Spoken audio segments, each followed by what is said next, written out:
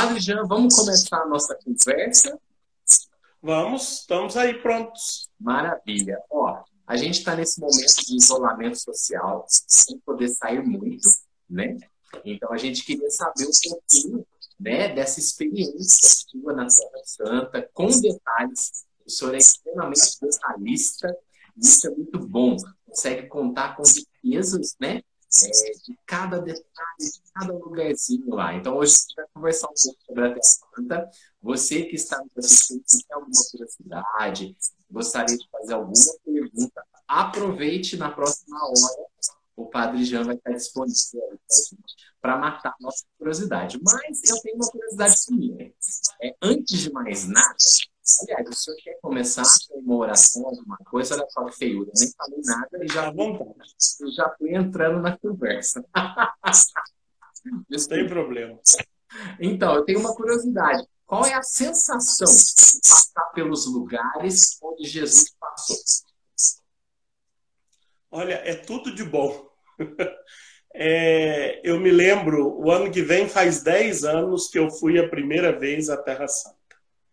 E eu me lembro que na preparação da viagem, a Lúcia, que é da agência de viagens que nos levou, você conhece a Lúcia, não é verdade?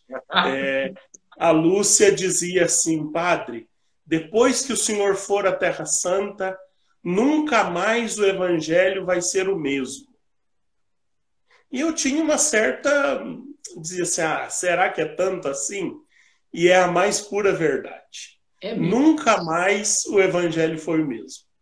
Porque agora você lê uma página do evangelho e você tem a paisagem de onde aquilo aconteceu na sua cabeça.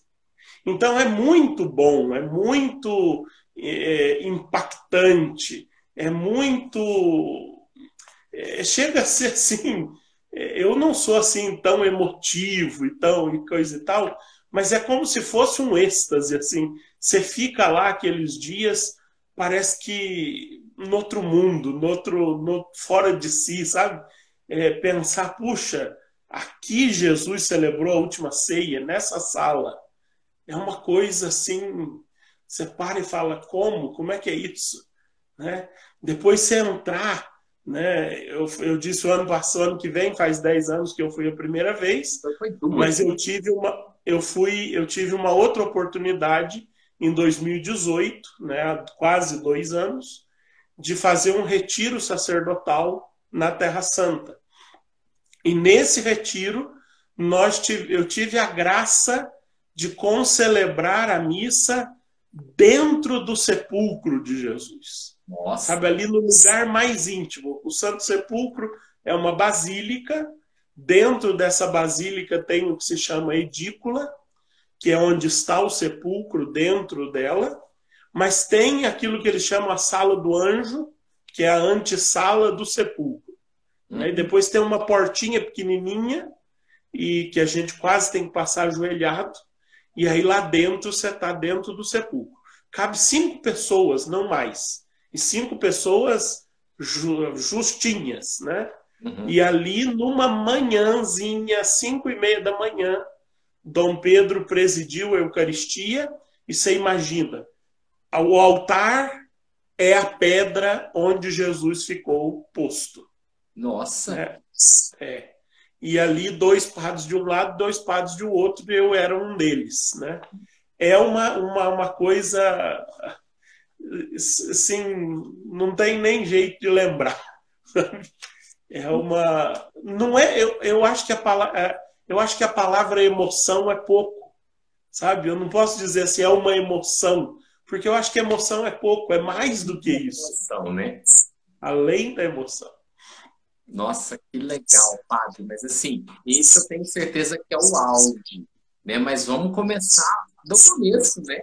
Os primeiros passeios na Terra Santa. Olha só a relíquia. Gente, olha só, esse aqui é o jornalzinho que eu fazia na época, que o Padre Jean era pároco aqui no Marte. Olha só, ele conta a história da Terra Santa. Eu estava relendo esse jornal para poder fazer nosso bate-papo hoje. Olha só, é uma edição de dezembro de 2011. A sua viagem foi em outubro de 2011, né? Outubro de 2011 e depois novembro de 2018. Eu vi que essa viagem aqui, o senhor começou pelo Egito, né? Isso. O Egito, eu particularmente tenho muita vontade de conhecer. O que você destaca essa viagem ao Egito e de lá vocês atravessaram o deserto para a Terra Santa, consegue? É, isso mesmo. Essa viagem, essa primeira viagem, nós fizemos com um grupo de peregrinação. Então, foi uma viagem de 15 dias. 15 dias é muito tempo para ficar só na Terra Santa, né? Só em Israel. Uns 10 dias é o que basta para conhecer Israel. Então, nessa primeira viagem, como era com um grupo de peregrinos, e quando você faz com um grupo, você tem que aproveitar ao máximo os lugares e conhecer e tal, sem muita correria, né? As agências de viagem, eu tinha feito uma primeira viagem em 2010 e eu disse, não volto mais com essa agência porque corre, e a gente acaba nem percebendo tanto as coisas.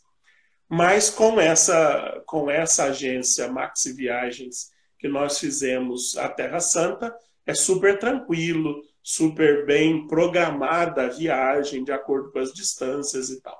Mas então nós fizemos Egito, Israel e Grécia. Pegamos esses 3 países, né, começando pelo Egito. O que eu destacaria no Egito? As pirâmides, né, são o grande cartão postal do Egito.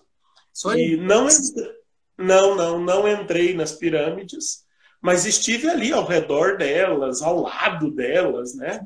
Cada pedra quadradinha daquela é muito maior do que um de nós.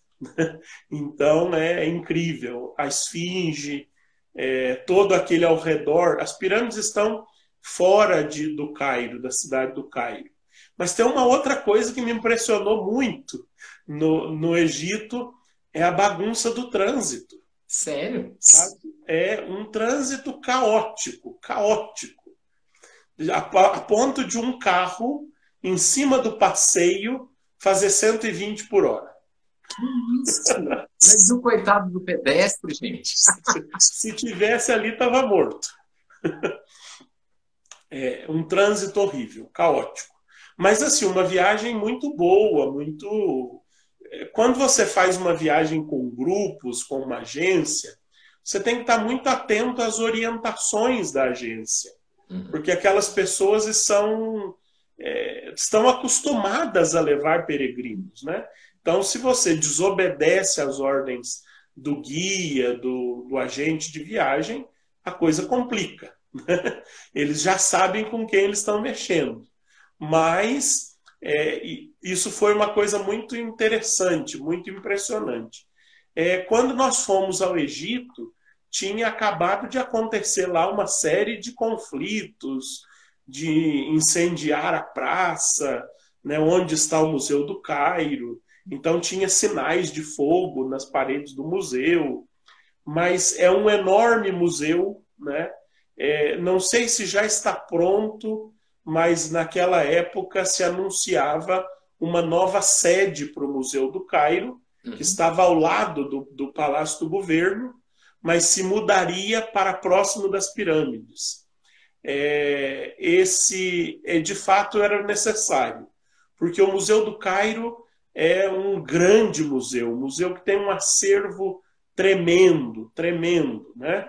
Imaginem múmias, sim, tudo aquilo da cultura egípcia está lá no Museu do Cairo. É claro que tem muita coisa fora, né? Depois no Louvre, em Paris, tem muita coisa de cultura egípcia. Todo grande museu do mundo tem uma seção de egiptologia, né? Mas ali no Cairo é o lugar, né? Então, múmias assim, empilhadas aos montes, né? As coisas dos grandes faraós, sarcófagos de ouro, coisas impressionantes, muito impressionantes. Então, as pirâmides com a esfinge, O senhor andou a, de camelo, não andou? andei de camelo lá junto das pirâmides. A experiência é boa? A experiência é boa, coitado do camelo, né? Muito bom. Mas para subir Aposto que precisa de ajuda. ela é melhor para mim do que para o camelo. É muito alto, né? Ele é muito alto. Ele deitado, né? Ele é quase da altura de um cavalo em pé. Puxa, Então, para subir há uma grande dificuldade e depois para descer, você não desce. ele tem que estar deitado. Se você descer dele em pé, você cai lá de cima, né? Nossa. E é um animal meio desengonçado, sabe? Ele, quando vai deitar, ele deita toda a frente primeiro para depois assentar. Então, se você não estiver firme ali no arreio do camelo, você vai embora para frente. Há muita videocassetada por aí com os camelos do Egito. Com certeza. Uma última curiosidade do Egito, antes da gente passar para a Terra Santa, eu vi que o senhor foi numa fábrica de papiro. Sim. O papiro é uma espécie de papel, né? É um ancestral do papel, no qual que se usava muito para escrever no tempo das escrituras. É um papel vegetal feito de uma planta, papiro é o nome da planta, que parece muito com o nosso aquapanto, ou aquapântano, é uma flor azulzinha que nós temos muito por aqui. E o papiro ele é o caule daquela flor prensado, ele é prensado molhado, depois ele é seco, mas ele é trançado as tiras daquele caule e faz-se uma esteira de papiro, mas é tão bem prensada que ela fica fininha como uma folha. Olha, Eu tenho dentro da minha Bíblia um cartãozinho vindo de lá dessa fábrica. que legal, padre. E aqui, como que é a experiência no deserto? O senhor andou pelo... Não sei se andou, se foi de carro ou de ônibus. O senhor passou pelo Saara, não passou? O que a gente... deserto ali tudo sabe? A própria cidade do Cairo, ela tá ali no meio de um deserto, não é? Você não encontra vegetação como se encontra aqui. Você encontra, assim, um pouquinho mais molhado por causa do rio e tal, né?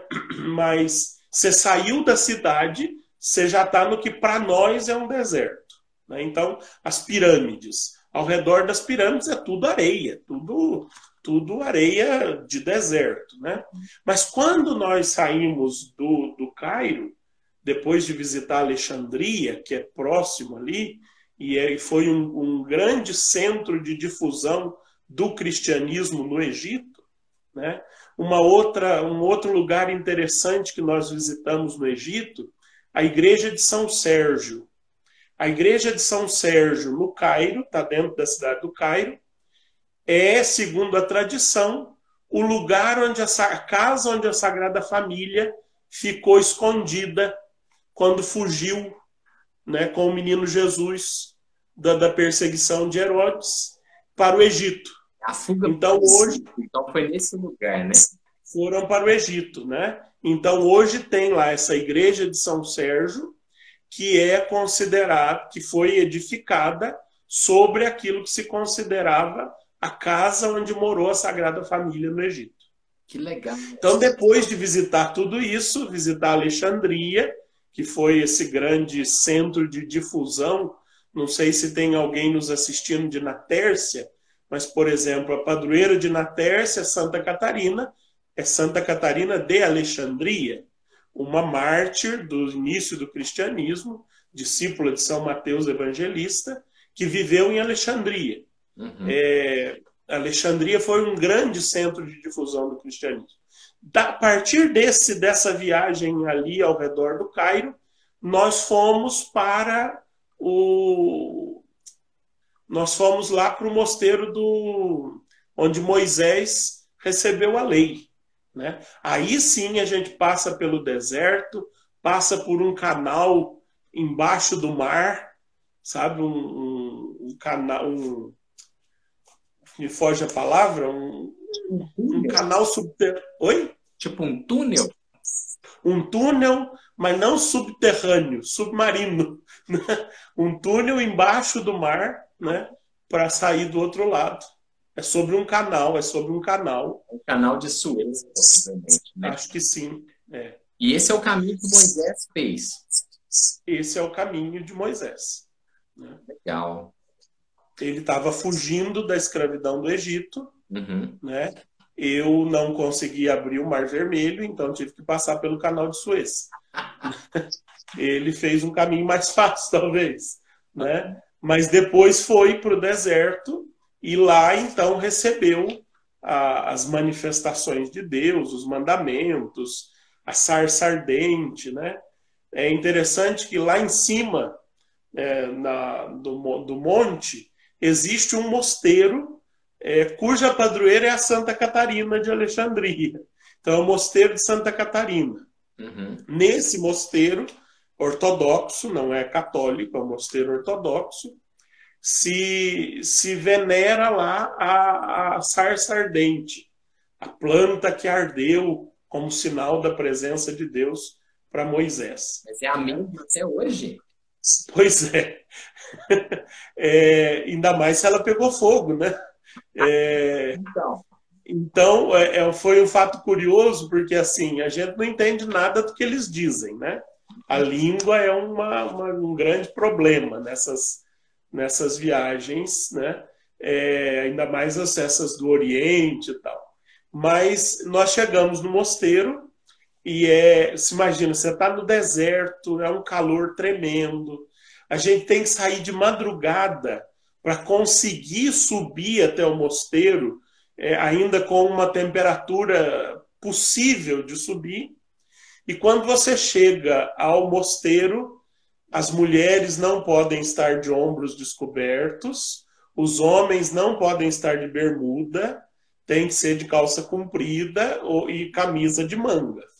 Então, e tem um monge na porta avaliando se o seu traje é adequado. Pode entrar, né? Se não é adequado, ele te dá um pano azul, para você colocar, assim, bem celeste, para as mulheres tamparem o ombro e para os homens usarem como saia, se eles estão de bermuda. O senhor, claro, não estava de bermuda. Eu estava de calça, graças a Deus. Mas aí a gente entra, tem uma igreja tal, e chega no lugar, tem a sarça ardente. Uma gradezinha, e dentro desse jardim tinha 2 plantas. E nós ficamos o tempo todo olhando para uma, depois que nós saímos, nós descobrimos que era outra. Mas o que importa é a intenção, né, pai? O que está lá é o lugar, não é a sarça, né? Sim. Mas e também viver a experiência, pisar onde esses grandes homens da nossa fé pisaram. É isso que importa. Ah, que legal. Padre, mais alguma coisa do Egito? Ali também tinha muito camelo, né? Porque a gente fica tão cansado de subir aquilo naquela secura desértica que os homens lá, os beduínos que alugam os camelos, racham de ganhar dinheiro para a gente descer de camelo até o ônibus e coisa assim, né? Mas ali eu não andei de camelo, não. Já tinha feito sofrer o pobre coitado das pirâmides. Vamos para Israel então, pai? Uai, o ano que vem faz 10 anos. Quem sabe a gente faz uma viagem de comemoração pelos 10 anos de Egito, Israel e Grécia. Legal, vontade. Mas vamos para Israel agora contar como é que foi Israel. Sim, nossa, com certeza, porque é uma viagem assim, eu acredito que seja importante não só para a religião católica. As 3 principais religiões têm pontos marcantes ali em Jerusalém, não é isso? Jerusalém é uma cidade sagrada para as 3 grandes religiões monoteístas: judaísmo, cristianismo e islamismo. As três religiões como que disputam a cidade, né? Consideram-na sagrada. Isso fica nítido quando o senhor chega lá, que é do cristianismo, que é do islamismo. Tem uma separação de lugares ou não? Uma separação. Tem lugares, especialmente na Jerusalém moderna, que não. Mas na Jerusalém tradicional, às vezes você está indo numa avenida e você tem de um lado um bairro islâmico, e é nítido que é um bairro islâmico, e do outro lado um bairro judeu. Nitidamente você reconhece que é um bairro judeu. E mais para frente um bairro cristão. E então é muito bem distinto tudo isso, sabe? Mas eles convivem, graças a Deus, né? Seria um enorme contra-testemunho não conviverem em paz por causa de Deus. Sim. Existe conflito, claro. Jerusalém não foi a sua primeira parada quando chegou em Israel, né? Conta um pouquinho aí do seu contexto.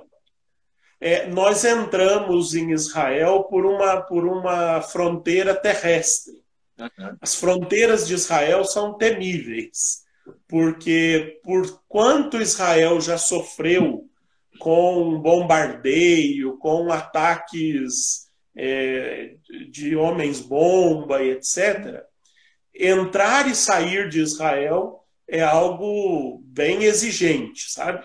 Então nós entramos por uma fronteira terrestre entre o Egito e Israel, e ali todo mundo, nós ficamos ali acho que mais de 2 horas na alfândega para que todo mundo conseguisse passar, umas 30 pessoas. Uhum. Né? Mas tinha um questionário, e aí você tem que responder em inglês, em francês ou em espanhol. Uhum. Né? Então a dificuldade da língua e coisa e tal. Eu me lembro que eu fui o primeiro a passar, e como eu consegui fácil com o espanhol, eu passei logo.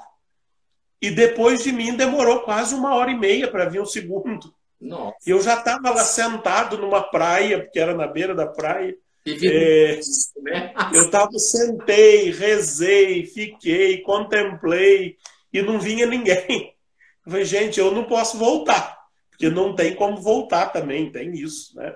E não vai vir ninguém. Aí depois de 1h30, mais ou menos, começou a vir, e aí saiu todo mundo meio que rapidamente, né? Mas aí nós fomos a vários lugares, nem me lembro bem a ordem deles, talvez aí no jornal esteja bem especificadinho, né? O senhor chegou em Tel Aviv, não é? Na capital? Não chegamos em Tel Aviv. Depois nós passamos por Tel Aviv. Ó, vou te dar um spoiler. Almoçamos em Eilat e nos dirigimos a um hotel próximo ao Mar Morto. Isso. O senhor nadou no Mar Morto, padre, falando isso? Nadei e ainda passei vergonha. Conte essa experiência para nós. Vocês sabem que o Mar Morto é um mar salgado, muito salgado, né? Todo mar é salgado. Mas o Mar Morto tem uma densidade enorme de sal, até porque ele está metros e metros abaixo do nível do mar.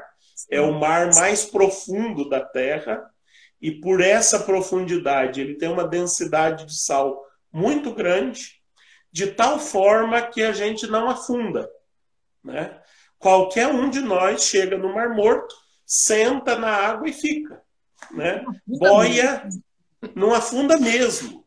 Você boia naturalmente. Você não precisa saber boiar, sabe? Você se solta ali e você não afunda por causa da densidade. Oi? Deve ser muito legal essa experiência. Mais ou menos. O senhor pagou mico por quê?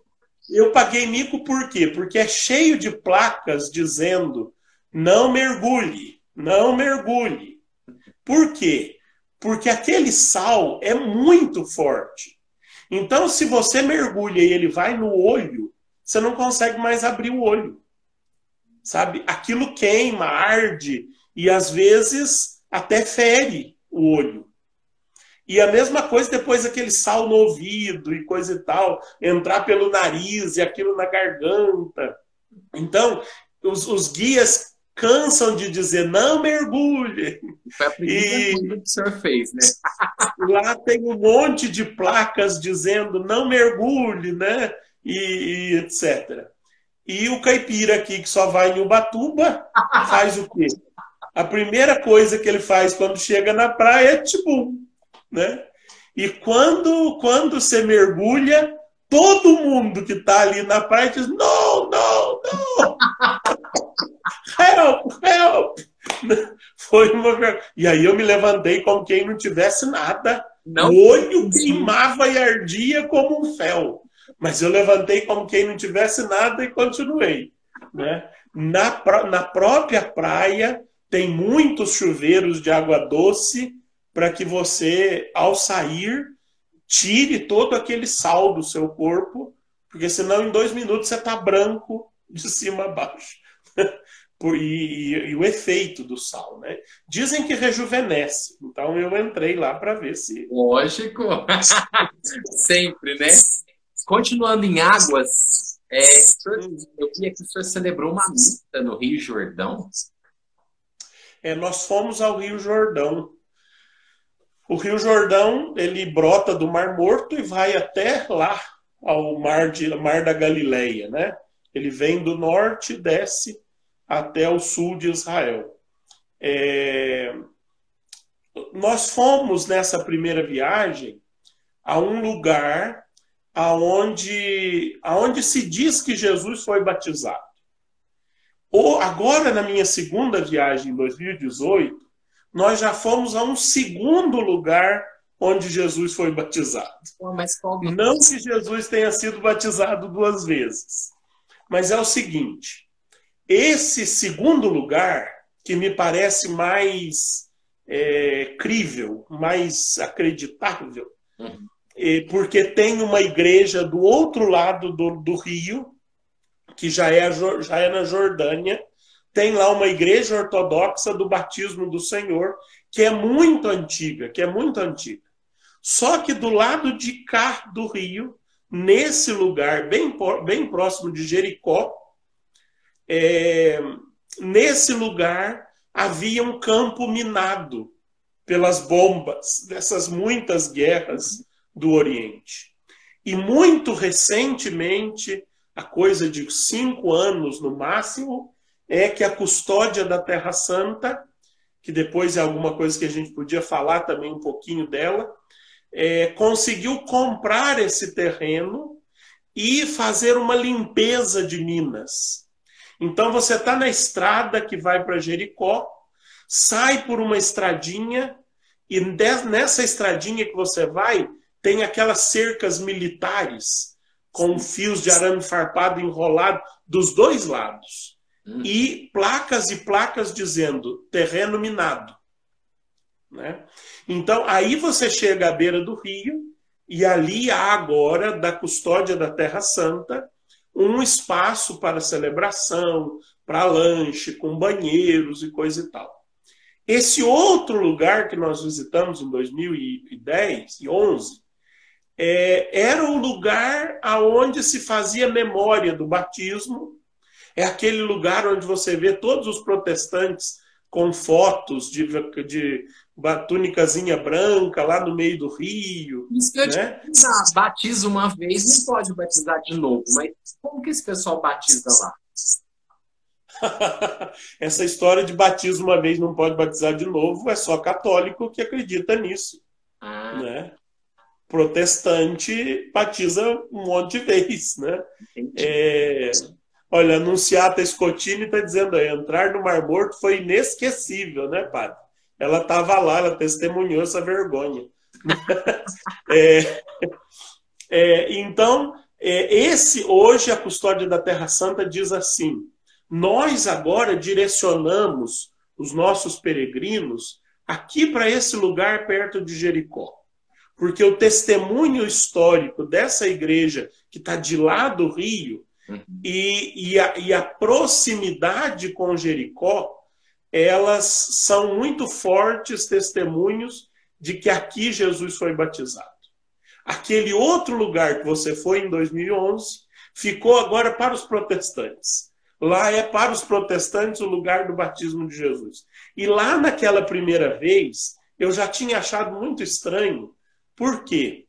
Porque a gente entra por uma loja e sai por outra loja. Sabe?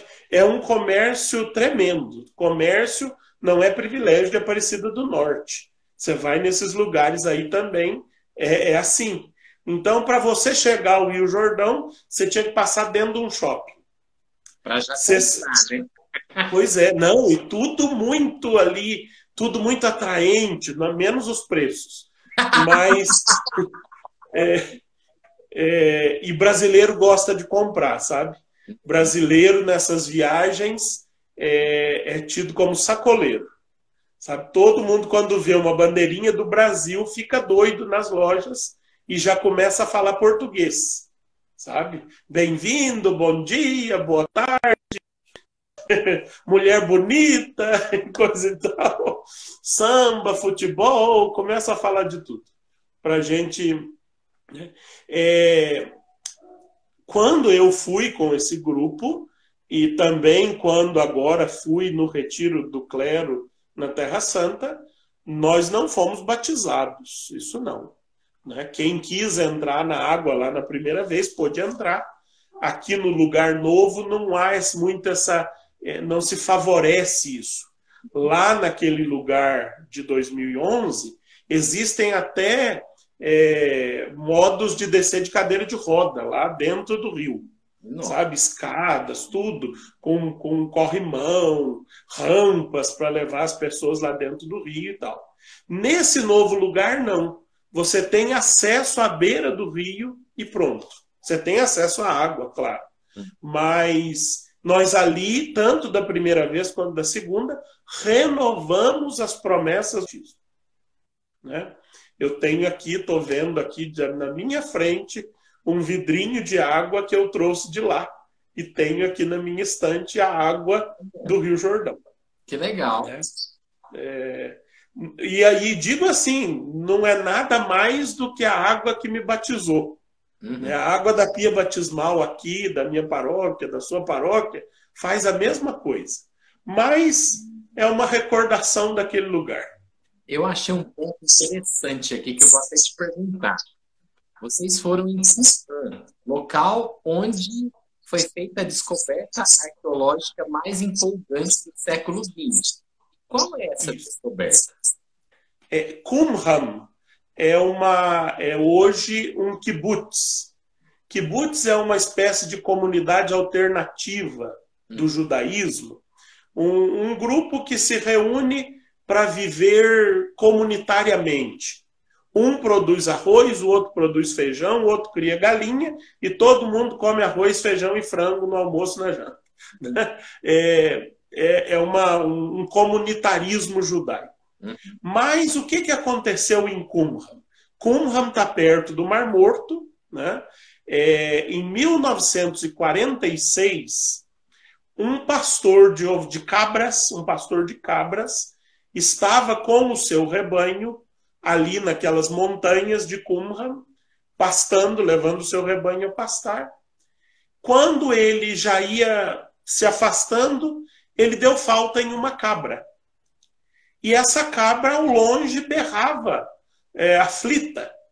E ele, então, deixou o rebanho num determinado lugar e foi procurar a cabra que desapareceu. Mas ele não via a cabra. Ele escutava a cabra, mas não a via. Quando ele foi seguindo o berro da cabra, ele descobriu que a cabra tinha caído num buraco subterrâneo.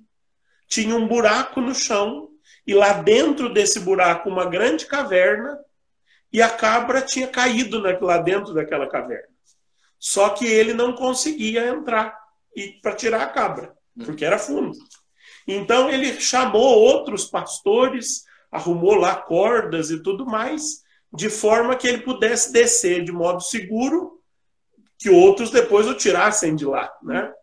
E qual foi a surpresa? Quando ele desceu para salvar a cabra, ele encontrou 6 talhas de barro, sabe o que é talhas, né? Sim. 6 barris de barro, e dentro desses barris de barro estavam manuscritos do profeta Isaías. Então, provavelmente, em algum momento de perseguição, porque Qumran abrigou no tempo de Jesus e antes de Jesus uma comunidade chamada Comunidade dos Essênios. Uhum. Essênios eram um grupo sectário, um grupo religioso do tempo de Jesus. Os essênios viviam em comunidades mistas de homens e mulheres e eles acreditavam na vinda do Messias, esperavam a vinda do Messias, mas tinham um rigorismo tremendo. Eles diziam que quando o Messias viesse, não podia pegá-los impuros. Então eles tomavam pelo menos 7 banhos rituais por dia. Nossa. Então, depois dessa descoberta aí da cabra, né, descobriu-se ali naquele lugar um grande mosteiro essênio. E por que se sabe que é essênio? Porque em cada cômodo tinha uma piscina. Em cada cômodo tinha uma grande banheira, né? No refeitório. Para entrar no refeitório, passava pela piscina. Para os quartos, para entrar para o corredor dos quartos, passava pela piscina. E assim por diante. Uhum. Para estar sempre limpo, sempre puro. Não era limpeza corporal, era limpeza ritual. Sim. Né? Que também era corporal. E qual era o conteúdo do pergaminho que estava escrito? Era um manuscrito escrito à mão do profeta Isaías. Então era uma cópia que os essênios tinham do profeta Isaías. E de alguns outros textos do Antigo Testamento. Mas isso não foi de toda a Sagrada Escritura, nós não temos originais. Em lugar nenhum existe algum original da Sagrada Escritura. Foi esse texto que Paulo escreveu. Foi esse texto que São João escreveu. Foi esse texto que o profeta escreveu. Primeiro porque os profetas que nós temos na Bíblia, nenhum deles escreveu nada. Foram as escolas proféticas que escreveram o ensinamento do mestre. Né? São escritos posteriores. Mas, na ausência dos originais, são muito importantes os manuscritos, porque são cópias muito autênticas e muito antigas dos originais. Então, esse manuscrito de Qumran é como eu disse aí nessa entrevista, o evento arqueológico mais importante do século XX. Que legal, padre. Vamos divulgar o Gustavo? Pede para o Gustavo. Olha só, com certeza. Então, vocês que estão nos assistindo, provavelmente vocês viram a nossa arte de divulgação, trabalho do Gustavo. Então, se você precisar de artes tanto impressas, né, quanto virtuais, é só pedir para o Gustavo. O site dele é www.pedeprogustavo.com.br. Aqui no meu perfil do Instagram tem um link, né, do Instagram dele para que vocês possam conhecer um pouquinho do portfólio, do trabalho dele, super competente. Isso mesmo, Márcio. Isso, trabalho de qualidade e de bom gosto. Né? Também nas minhas lives o Gustavo é parceiro e faz coisas muito bem feitas. Vocês podem ver que na arte de divulgação aí da nossa live, nós até ficamos mais bonitos do que somos. Gostei. Então, se você quer ficar bonito também, pede para o Gustavo.com.br. Tá dado o recado, padre. Muito bom. Vamos para o Mar da Galileia? Vamos, é um lugar incrível. O Mar da Galileia. Lá naquele lugar, nesses lugares históricos, o senhor ia sentindo, imaginando o Evangelho, como o senhor falou no comecinho da nossa live, imaginando tudo aquilo que se passou lá? Não só sentindo e imaginando, mas com a Bíblia na mão e relendo os textos, sabe? Quando Jesus chama os apóstolos à beira do mar, quando ele caminha sobre as águas no mar da Galileia, quando ele realiza as pescas milagrosas no mar da Galileia. Todo o ministério público de Jesus se desenvolveu ao redor do mar da Galileia. Uhum. O mar da Galileia não é um mar, é um lago, né? Também era chamado de Lago de Genezaré ou Mar de Tiberíades, porque Tiberíades é uma cidade que está ali bem próxima do mar, hoje uma cidade grande, né? Me lembro que, cansados às vezes de comer aquelas comidas orientais, algumas pessoas do nosso grupo encontraram um McDonald's em Tiberíades e fizeram a festa, né? Mas eu me lembro, você pode imaginar, para que a gente pense a emoção, no lago de Tiberíades, ou no mar de Genezaré, mar da Galileia, nós celebramos a Eucaristia dentro do barco. Que legal! É um costume que se tem várias empresas ali de turismo, e você entra, eles já têm o sistema de som do barco, primeiro fazem o hasteamento da bandeira do grupo, do país, né? Então você entra no barco, o capitão faz o hasteamento da bandeira do Brasil com o hino nacional brasileiro executado lá, né? E depois, então, nós celebramos, que é o costume dos grupos, né? E você imagina que a gente vai segurando a emoção. Quando chega na hora da comunhão, alguém puxa. Tu te abeiraste da praia, não buscaste nem sábios nem ricos.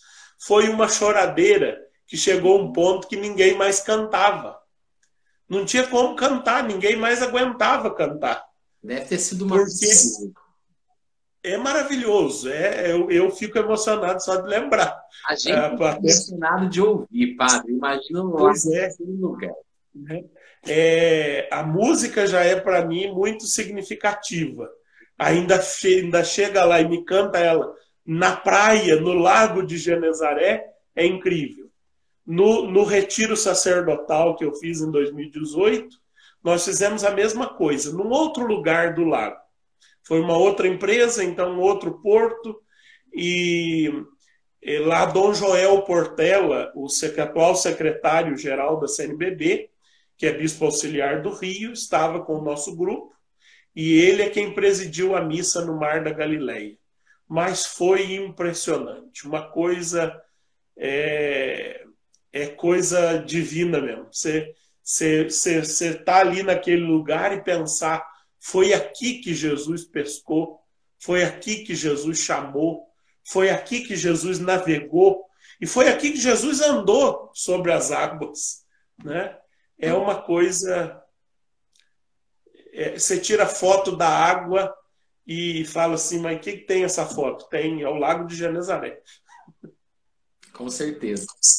Pessoal emocionado aí nos comentários, todo mundo gosta da música barca, e é tema também da igreja, então o pessoal está comentando aí. Depois você nunca mais canta essa música do mesmo jeito. Né? Como você nunca mais escuta aquela página do Evangelho do mesmo jeito. Nossa, com certeza, hein, padre? Legal. Ruínas de Cafarnaum, Monte Tabor. O que o senhor compartilha dessas experiências? Cafarnaum é muito interessante, porque Cafarnaum é chamada a cidade de Jesus. Porque no ministério público, enquanto Jesus pregava ao redor do Mar da Galileia, Jesus viveu em Cafarnaum, na casa de Pedro. Lembra que ele cura a sogra de Pedro e coisa e tal? Não foi uma visita esporádica à casa de Pedro. Jesus provavelmente viveu na casa de Pedro. Então, em Cafarnaum tem muitas ruínas, e sobre as ruínas se construiu uma igreja num formato de barco, porque Cafarnaum é a cidade de Pedro. Pedro é de Cafarnaum. Né?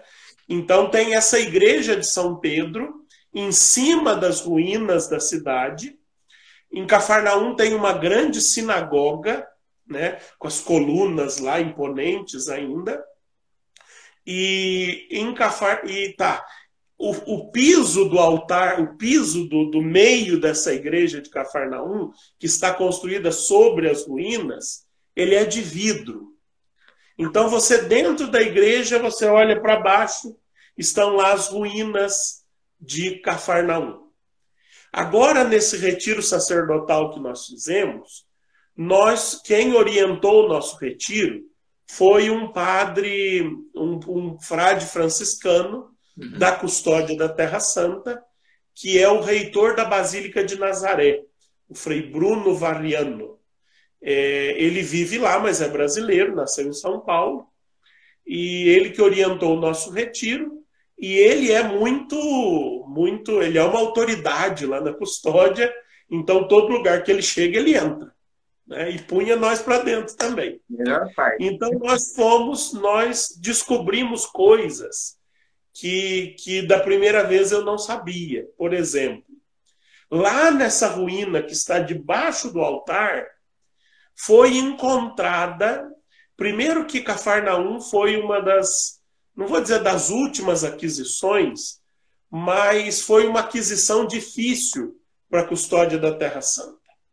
Porque eles estudavam, existia uma outra Cafarnaum, mas quando eles estudavam os antigos escritos, as distâncias não davam certo. Né? Ela está a tantos quilômetros de Tiberíades, a tantos metros do mar, a tanto não sei o quê. Tinha escritos antigos que registravam isso, mas isso não casava com onde eles diziam que era Cafarnaum. Entendi. Um dia, um frade chegou na Custódia e disse para o superior assim: olha, eu fiz uma burrada e os senhores vão se virar para pagar. Eu comprei esse terreno assim, assim, assim, assado, porque eu tenho certeza que lá é Cafarnaum. Frei, mas o que tem nesse terreno? Não tem nada. Não tem uma pedra, não tem uma ruína, não tem nada. Mas nós vamos escavar e nós vamos achar. E, de fato, esse frade começou a escavar e descobriu toda essa ruína de uma cidade, que é Cafarnaum, que estava toda debaixo da areia. Gente, qual é a grande descoberta de Cafarnaum? Essa igreja moderna, de ferro e vidro, que está construída em cima da ruína, o meio dela está construído em cima de um quarto de uma casa onde se encontrou uma pedra com um escrito do primeiro século cristão, onde estava escrito assim, onde está escrito assim, porque a pedra está lá, aqui Jesus dormia. Veja só, aquela casa é a casa de Pedro, e dentro da casa de Pedro se sabe qual era o quarto em que Jesus dormia. E está lá a pedra com escrito do primeiro século, aqui Jesus dormia. Esse frade foi tão importante que ele está sepultado nessas ruínas, ali bem pertinho da casa de Pedro, nas ruínas da cidade, tem lá o túmulo do frade arqueólogo. De arrepiar. Vale a pena, sabe? Cafarnaum, a cidade de Jesus, né? Onde ele morou durante o seu ministério público na casa de Pedro. Depois você perguntou de Monte Tabor. Uma experiência incrível. Porque é difícil subir, é o monte mais alto. Né? É uma escalada, mas que a gente faz de van. Você vai até um certo ponto de ônibus, tem lá um lugar onde os ônibus ficam, porque eles não vão até o topo do monte, e você vai em vans que fazem aquele trajeto. Lá em cima do Monte Tabor existe um convento franciscano e uma igreja, a Igreja da Transfiguração, magnífica. E existe também uma ruína antiga bem perto da igreja, sabe? Mas um lugar incrível, pela altura, a igreja é belíssima, sabe?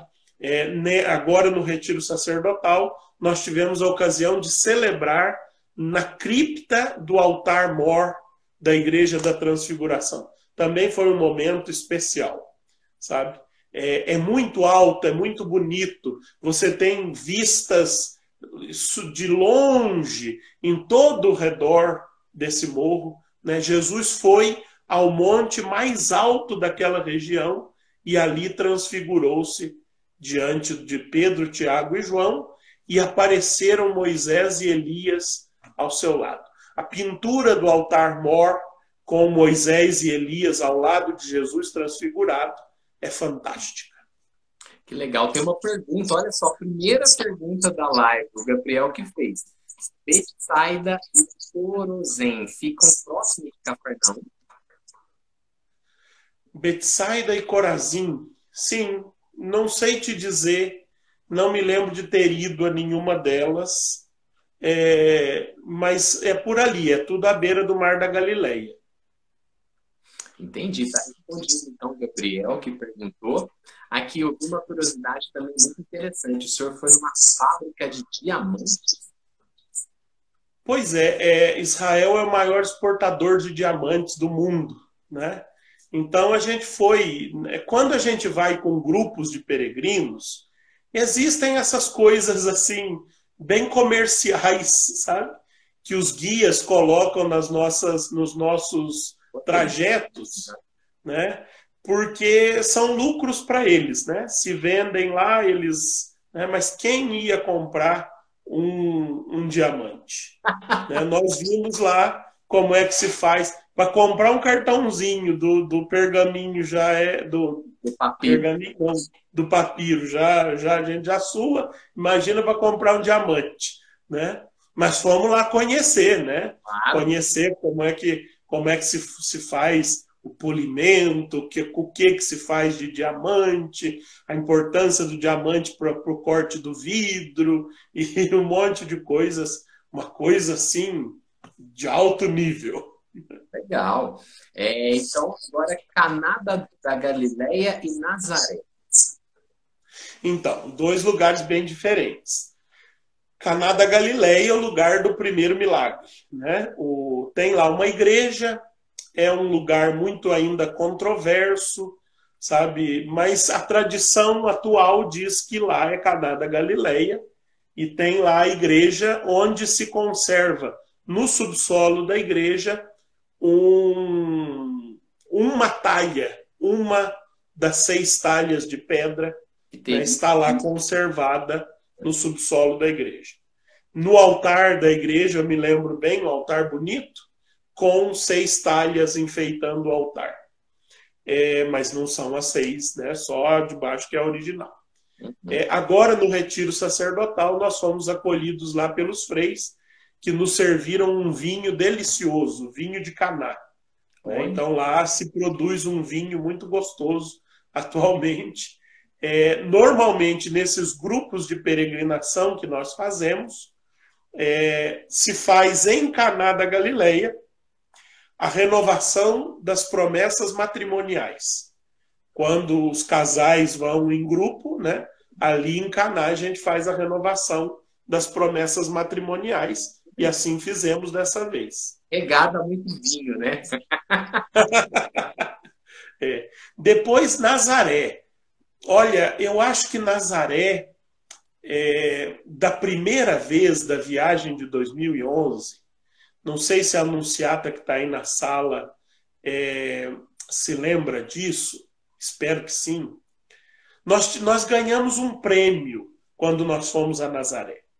Nazaré tem uma basílica chamada Basílica da Anunciação, uma basílica muito bonita, moderna, com 2 níveis, né? Basílica superior, basílica inferior. No mesmo complexo da basílica está a igreja de São José, que teria sido construída onde era a carpintaria de São José. Sim. Mas a basílica está erguida em cima da casa de Nossa Senhora. Olha. Agora, nesse retiro sacerdotal, eu tive a graça e a emoção de entrar na casa de Nossa Senhora. e entrei pela porta da cozinha, sabe? Porque a porta da sala, à frente da casa, é um altar que está dentro da basílica. Padre, só um minutinho, faltam 20 segundos. Eu vou encerrar essa sala e a gente abre outra, pode ser? Então, cenas do próximo capítulo.